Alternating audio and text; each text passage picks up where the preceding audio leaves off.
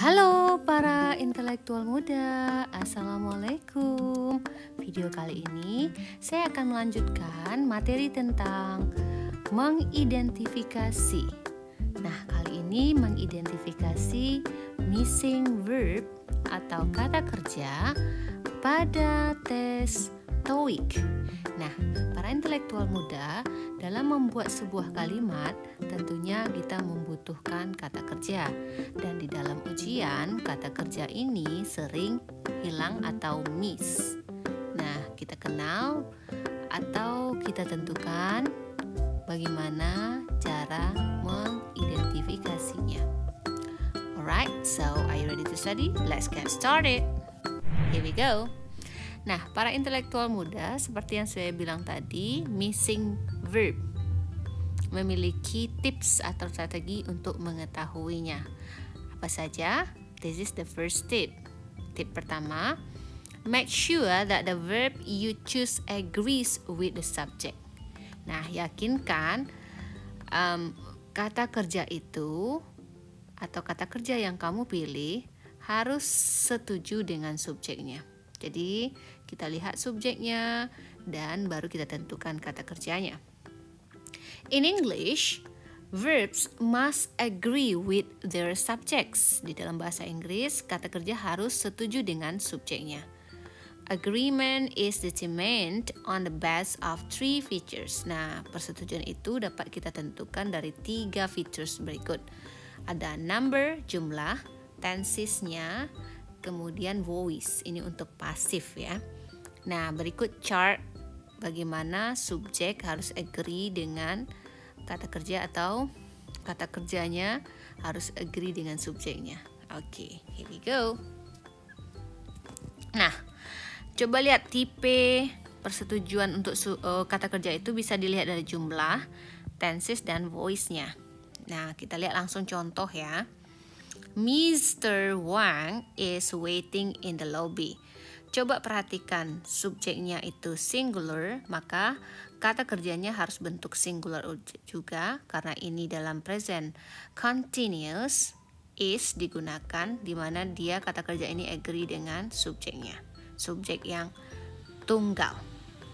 Nah, bagaimana dengan Mr. Wang are waiting in the lobby? Salah, karena to be are ini digunakan untuk kata atau sebagai kata kerja yang plural, sedangkan Wang merupakan subjek yang singular, maka tidak tepat. Jadi dalam ujian ini nanti kamu perhatikan kata kerjanya. Jadi is and are itu adalah kata kerja. Kalau begitu, lihat dari jumlah subjek. Jumlahnya 1, maka kata kerjanya harus singular juga. Oke, di mana refers to whether the noun and corresponding verbs are singular or plural. Nah, kita lihat mana yang singular, mana yang plural. Kalau ditulis Mr. Wang and Ali, baru kita pakai are karena ini sudah jamak. Kemudian tenses, ini juga sering keluar di ujian. Refer to whether the verbs agrees with time markers introduced in the sentence. Nah, mengacu kepada kata kerja itu harus setuju dengan penanda waktu.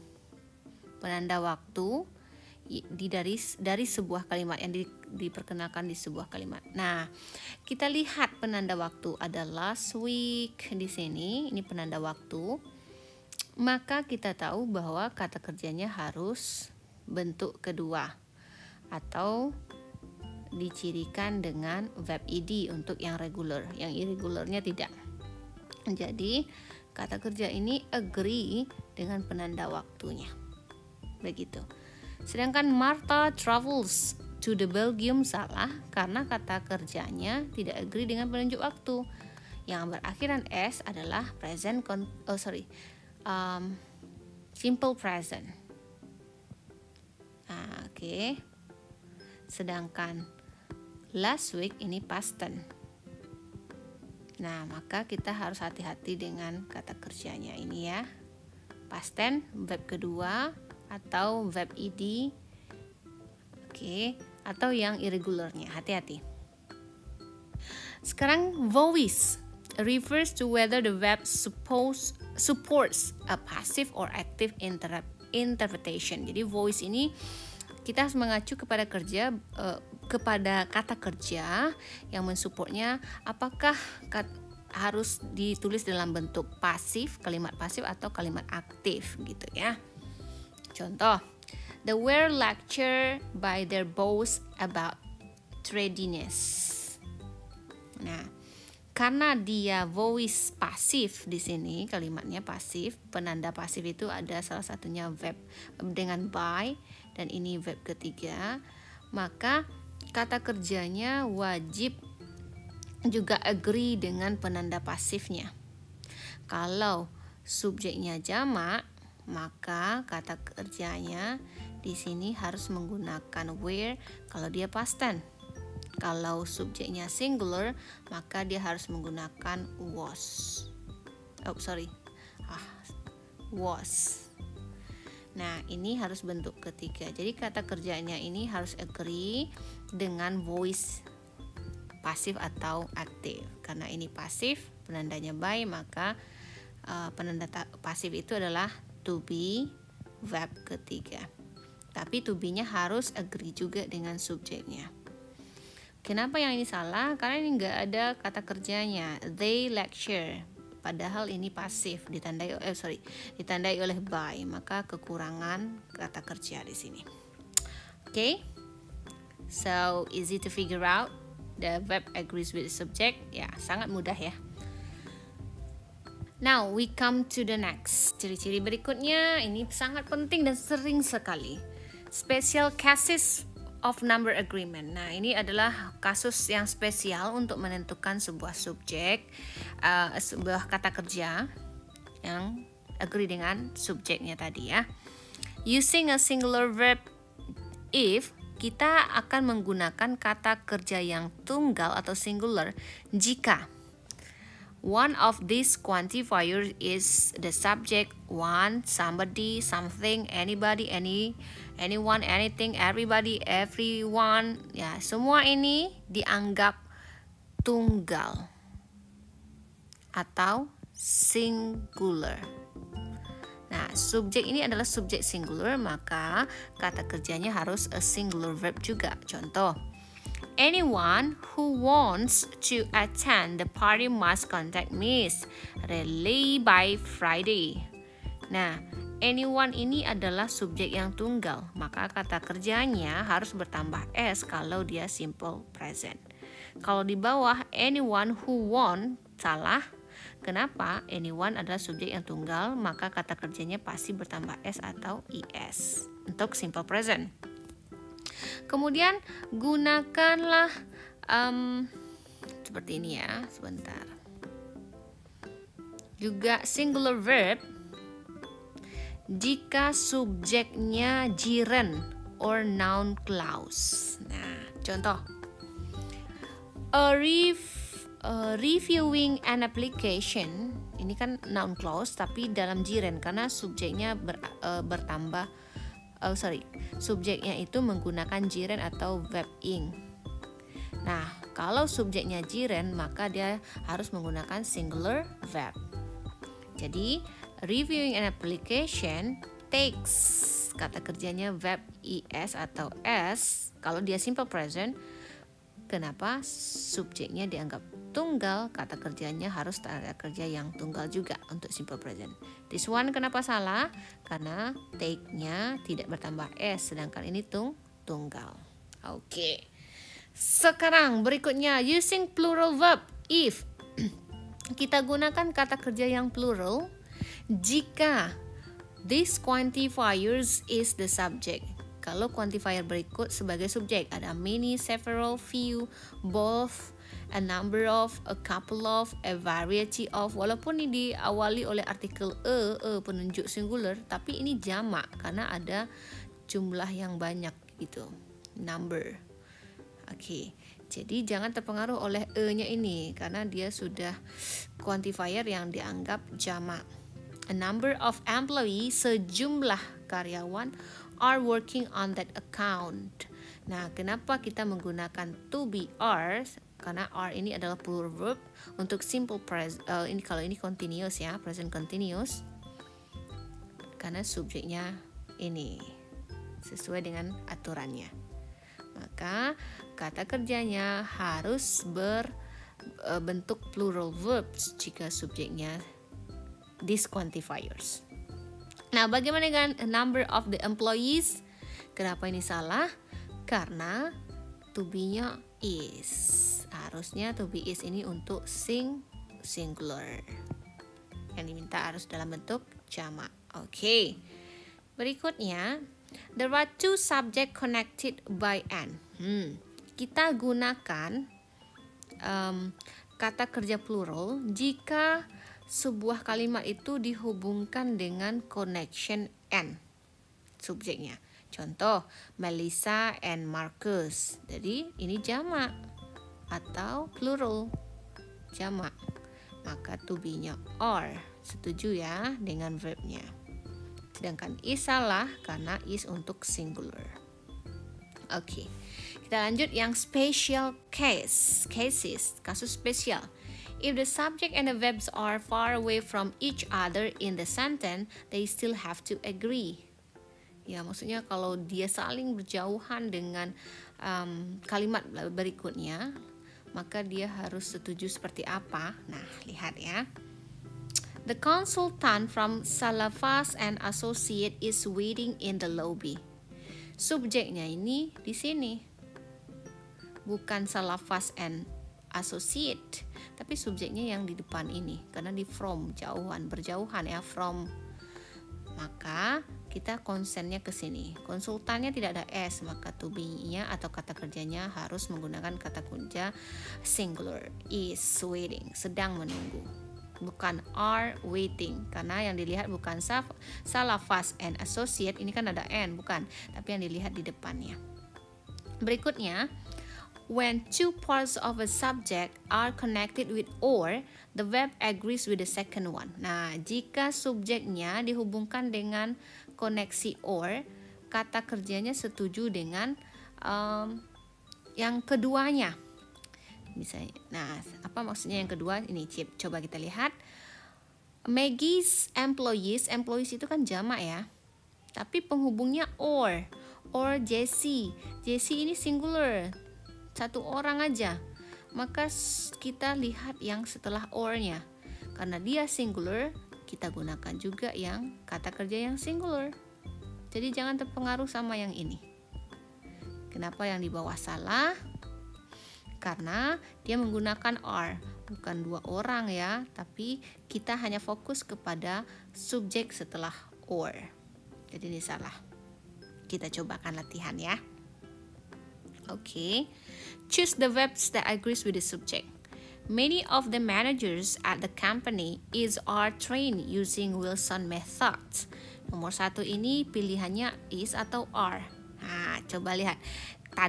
Katanya tadi jika subjeknya diawali oleh atau memiliki quantifier many, maka dia harus jawabnya plural.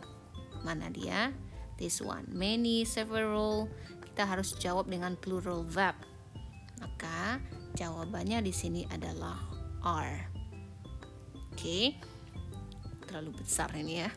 Nomor 2. A membership card or two forms of identification is or are needed to access the materials. Nah, ini ada penghubung or loh. Di depannya a member, berarti singular. Tapi kita tak fokus yang di depan. Kita fokusnya yang di belakang. Di belakang dibilang two forms, berarti jamak. Maka jawabannya yang mana yang jamak antara is dengan are?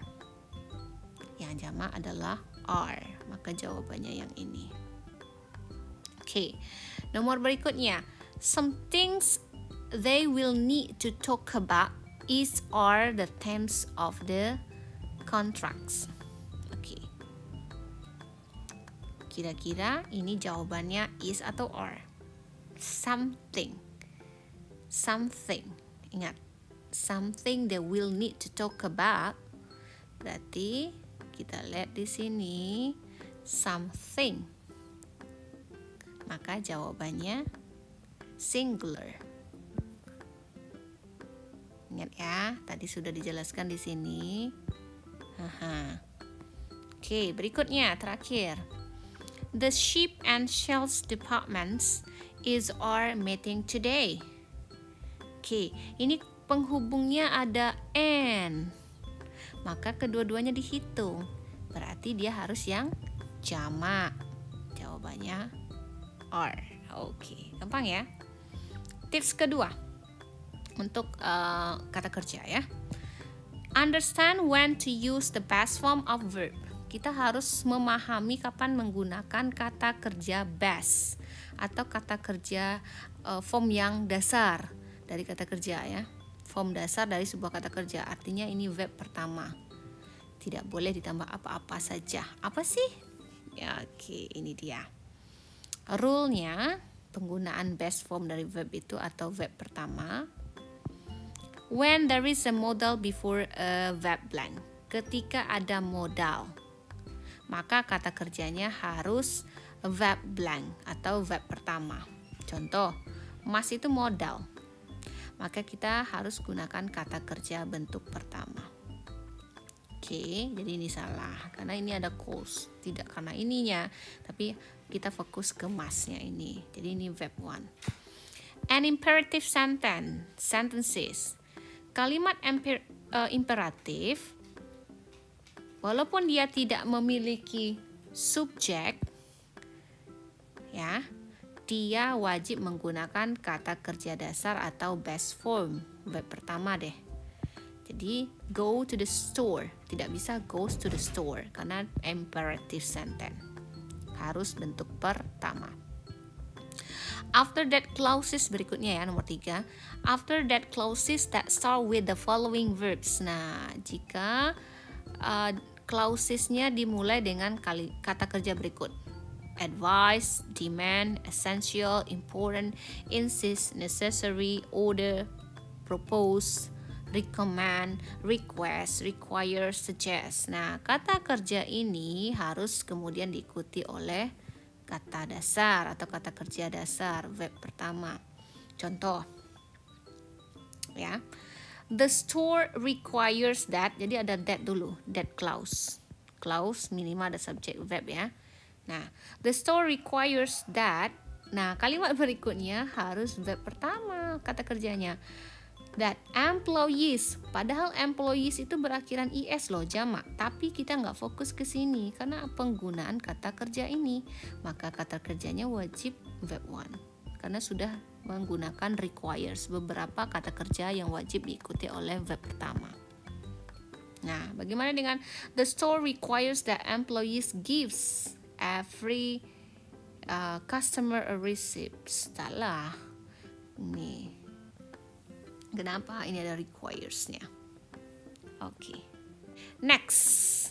Nah, ini lagi yang terakhir dari missing verb. When to use best form of a verb. Nah, kapan kita gunakan lagi? After some causative verb in the following construction. Setelah kata kerja kausatif. Kata kerja kausatif, contohnya let, make, have, get ini biasanya ikuti oleh to ya. Jadi yang ini deh, let, make, have. Contoh, we had Jack finish the report. Kausatif itu meminta seseorang melakukan sesuatu. Kami minta Jack menyelesaikan laporan. Jadi Jack ini kan singular, tapi kita nggak fokus ke situ karena ini kalimatnya kata kerja kausatif menyebabkan seseorang melakukan sesuatu, maka di sini harus verb dasar atau verb pertama. Nggak bisa finishes. Di subjeknya singular miss, tidak bisa karena dia kausatif verb. Kemudian contoh let juga. Let ini kausatif ya. Jadi let walaupun di belakangnya ini adalah subjeknya tunggal, kita tetap menggunakan kata kerja dasar atau verb pertama. Kenapa? Karena dia kausatif. Right, salah. Berikutnya, after some verbs of perception in the following construction. Setelah beberapa kata kerja berikut ini.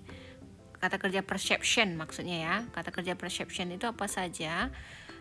Seperti feel, hear, listen, look, notice, observe, see, smell, taste, touch, and watch. Ini kata kerja perception, dan ikuti oleh objek baru kata kerja dasar.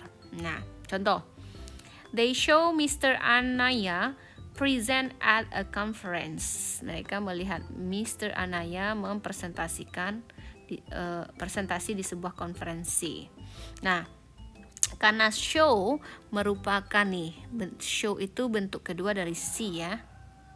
Ya, jangan sampai nggak tahu pula nanti karena dia past tense ini ya. Nah, karena ada show, maka ini adalah kata kerja perception. Jadi, setelah subjek di belakang, setelah Mr. Anaya, kata kerjanya harus kata kerja dasar atau verb pertama. Nah, jangan karena ini past tense, di sininya harus past tense juga, tidak. Presented tidak, hati-hati. Karena kita fokusnya ini katanya kata kerja perception, di belakangnya harus base verb atau verb pertama. Gimana? Kita coba latihan ya. Underline one error in each sentence. Garis bawahi salah satu yang error, yang salah ya dari masing-masing kalimat. Then write each sentence in the correct form. Dan tuliskan yang benarnya. Okay. Ask for an extra pamphlet. Ask. Ini kalimat apa tadi? Imperatif. Jika kalimat imperatif, maka kata kerjanya harus kata kerja dasar. Ini salah. Maka kita harus buat apa? Ask saja. Okay. I observe Lina trains the new employees. Nah, observe ini merupakan kata kerja apa tadi? Kata kerja perception. Observe. Maka setelahnya ada objek. Ini kan objek, Lina tuh objek. Di belakangnya harus kata kerja dasar. Jadi yang salah trains ini harusnya tanpa S. Train saja. Oke, yang terakhir. Yolanda let Tim takes Friday off. Ada late di sini. Nih let. Maka kata kerja di belakangnya harus kata kerja dasar. So we can say that take saja. Kausatif, objek, base verb. Oke, gimana? Gampang bukan untuk mengidentifikasi kata kerja di dalam ujian TOEIC nantinya, karena ini sangat berfungsi untuk membantu kamu, maksudnya menemukan jawaban nantinya walaupun dalam bentuk objection atau pilihan A, B, C, D. Oke, bagaimana? Semoga paham penjelasan saya dan bermanfaat, diterapkan nanti di soal-soal. Oke, so everybody, thank you for watching. See you for the next video. Dan saya doakan bagi kamu yang akan mengikuti ujian TOEIC mendapatkan ilmu dari channel ini. See you, bye-bye. Assalamualaikum warahmatullahi wabarakatuh.